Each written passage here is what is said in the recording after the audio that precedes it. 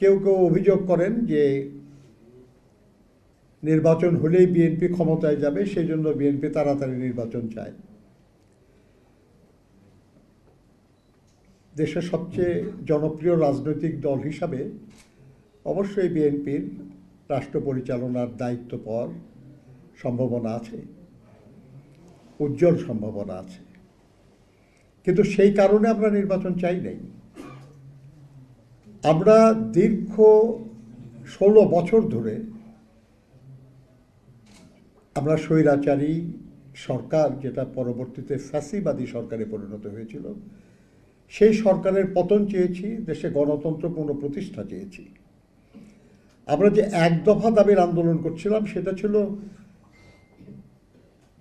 Fascist সরকারের পতন এবং নির্দলীয় নিরপেক্ষ সরকারের অধীনে জাতীয় সংসদের নির্বাচন।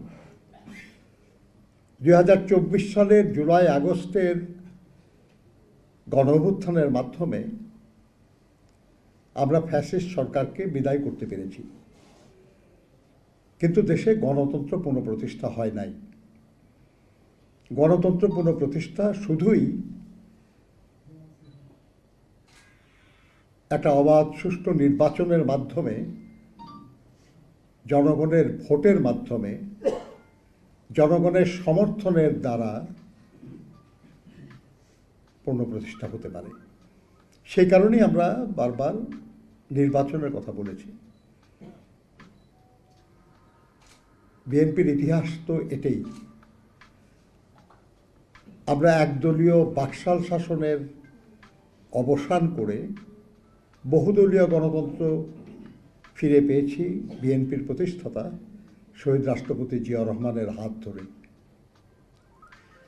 এরপরে এরশাদের সামরিক স্বৈরশাসন, সেটার বিরুদ্ধে অবিরাম লড়াই করে নির্বাচনে বিজয়ী হয়ে দেশনেত্রী বেগম খালেদা জিয়া সংসদীয় গণতন্ত্র পুনঃপ্রতিষ্ঠা করেছিলেন। এবার এই যে স্বৈরাচারী সরকার, যেটা ফ্যাসিবাদী সরকার, তার বিরুদ্ধে যে দীর্ঘস্থায়ী আন্দোলন, সেই আন্দোলনে গুম খুনের শিকার হয়েছে সবচেয়ে বেশি বিএনপি, সবচেয়ে বেশি নিপীড়িত হয়েছে বিএনপি, সবচেয়ে বেশি মিথ্যা এবং গায়েবী মামলার শিকার হয়েছে বিএনপি এবং তার অঙ্গদলের নেতাকর্মীরা। তারপরেও রাজপথ থেকে আমরা কখনো পেছনে যাইনি, আমরা রাজপথে ছিলাম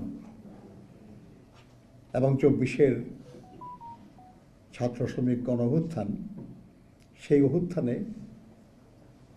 আমরা সক্রিয় ছিলাম।